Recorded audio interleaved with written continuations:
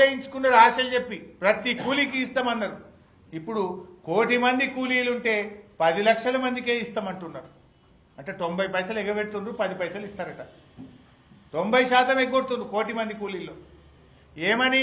నువ్వు 20 రోజులు పని చేయలే, నీకు గుంట భూమి ఉన్నది, నీకు 5 గుంటల భూమి ఉన్నది అని రకరకాల కారణాలు పెట్టి వాళ్లకు కోతలు పెట్టే ప్రయత్నం చేస్తున్నారు.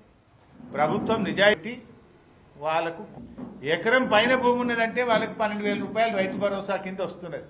కానీ ఎకరం లోపు ఉన్న రైతులు నష్టపోతున్నారు. అంటే ఇప్పుడు 5 గుంటలు అమ్ముకోవాలన్నా మీ దృష్టిలో?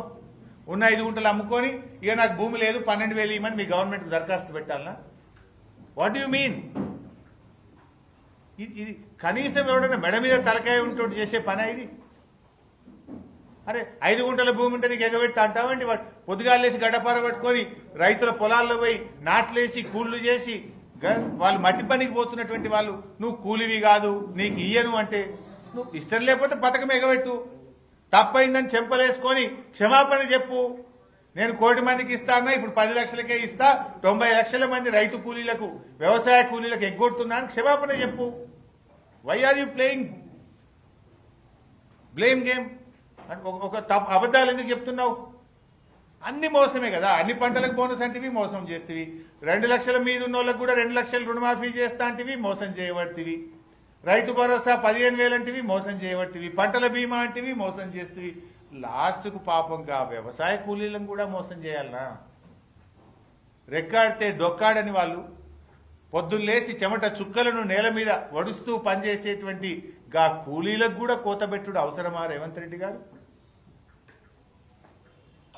దయచేసి ఆ దళిత గిరిజన బీసీ వ్యవసాయ కూలీల పక్షాన ఈ ప్రభుత్వాన్ని నేను సవినయంగా కోరుతా ఉన్నా. మట్టి పనికి ఉపాధి హామీలో గడ్డపార పట్టుకొని పోతున్న ప్రతి కూలీకి కూడా ఇందిరమ్మ ఆత్మీయ భరోసా పథకాన్ని వర్తింపజేయండి. మీరు గ్రామ సభలు పెడితే బిడ్డ తిరగబడతారు, జాగ్రత్త అని కూడా హెచ్చరిస్తా ఉన్నా. మీరు పోయి ఊళ్ళల్లా గుంట సెంటు భూమి ఉన్నది నీకు ఇయ్యం, నీకు 5 గుంటలది నీకు ఇయ్యమంటే గ్రామ సభల్లో మీ అధికారుల మీద కూలీలు తిరగబడతారు, తస్మాత్ జాగ్రత్త అని చెప్పి కూడా నేను హెచ్చరిస్తా ఉన్నా. ఇదెక్కడ న్యాయం అండి? నిజంగా భూమి ఉంటే పంట పండితే పొద్దుగాల మట్టి పనికి ఎందుకు పోతాడు అతను? ఆకలి ఉంది గనక కడుపు నింపుకోవడం కోసమే పొద్దుగాల లేచి పారబట్టుకొని గడ్డపార పట్టుకొని కూలికి పోతున్నాడు. ఆయనకు కూడా ఏదో అసైన్డ్ భూమి తాతలు తండ్రుల నుంచి గుంటో 2 గుంటలో 5 గుంటలో 10 గుంటలో వస్తే వాళ్ళను కూడా ఇందులో తీసివేయడం అనేది సరి అయిన నిర్ణయం కాదు. ఎకరం లోపు భూమి ఉన్న వాళ్ళందరినీ కూడా వ్యవసాయ కూలీలుగా గుర్తించండి. ఇందిరమ్మ ఆత్మీయ భరోసా పథకం కింద వారికి రావాల్సినటువంటి లబ్ధిని చేకూర్చండి అని చెప్పి మేము ప్రభుత్వాన్ని డిమాండ్ చేస్తా ఉన్నాం. ఇకపోతే ఈ మధ్య బట్టి విక్రమార్క గారు గోబల్స్ను మించిపోతా ఉన్నాడు. ఆయన గోబల్స్ను కూడా మించిపోతున్నాడు. అసెంబ్లీలో అప్పుల విషయంలో అబద్దాలు మాట్లాడిండు. బీఆర్ఎస్ హయాంలో జరిగిన అప్పు కేవలం 4,17,000 కోట్లు మాత్రమే. కానీ 6 లక్షలని 7 లక్షలని 8 లక్షలని పూటకో తీరుగా బట్టి గారు మాట్లాడినారు. నిన్న మహబూబ్ నగర్ జిల్లాకు పోయింది బట్టి గారు.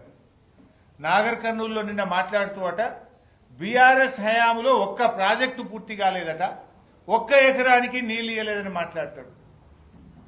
మాట్లాడేటప్పుడు కొద్దిగా సోయన్న ఉండాలి. నువ్వు నిలబడ్డ నాగర్ కర్నూలులో, మీరు మాట్లాడిన మహబూబ్ నగర్ జిల్లాలో బీఆర్ఎస్ హయాంలో 4,000 కోట్లు ఖర్చు పెట్టి 6,50,000 ఎకరాలకు నీళ్లు ఇచ్చాం. నువ్వు 1 ఎకరానికి నీళ్లు ఇయ్యలేదంటే 6.5 లక్షల ఎకరాల్లో ప్రతి పంటకు నీళ్లు వచ్చే రైతులు నిన్నేమనుకుంటారు? బట్టి విక్రమార్క గారు, మీ గౌరవం ఏమైనా ఉంటుందా? నువ్వు మాట్లాడిన ఒక మహబూబ్ నగర్ లోనే 6.5 లక్షల ఎకరాలకు నీళ్లు ఇచ్చాం, ఎన్నో ప్రాజెక్టులు పూర్తి చేశాం. మీరు పడావు పెట్టిన పండబెట్టిన ఆర్డీఎస్ కు పూర్వ వైభవం తెచ్చినాం. తుమ్మిళ్ల లిఫ్ట్ పెట్టి ఆ ఆర్డీఎస్ లో 40,000 ఎకరాలకు నీళ్లు ఇచ్చాం. చెక్ డ్యాములు కట్టాం, చెరువులు బాగా చేశాం. కల్వకుర్తి, నెట్టంపాడు, భీమా, కోయిల్ సాగర్ ప్రాజెక్టులలో పరుగులెత్తించి 6.5 లక్షల ఎకరాలకు నీళ్లు ఇచ్చాం. బట్టి గారు మాట్లాడతారు 1 ఎకరానికి నీళ్లు ఇయ్యలే, 1 ప్రాజెక్టు పూర్తి కాలేదని మాట్లాడితే ప్రజల్లో మీరే పలచనవుతారు. మీ విశ్వసనీయత మీరే తగ్గించుకున్న వాళ్ళు అవుతారు. ప్రజల్లో గౌరవాన్ని కోల్పోతారు.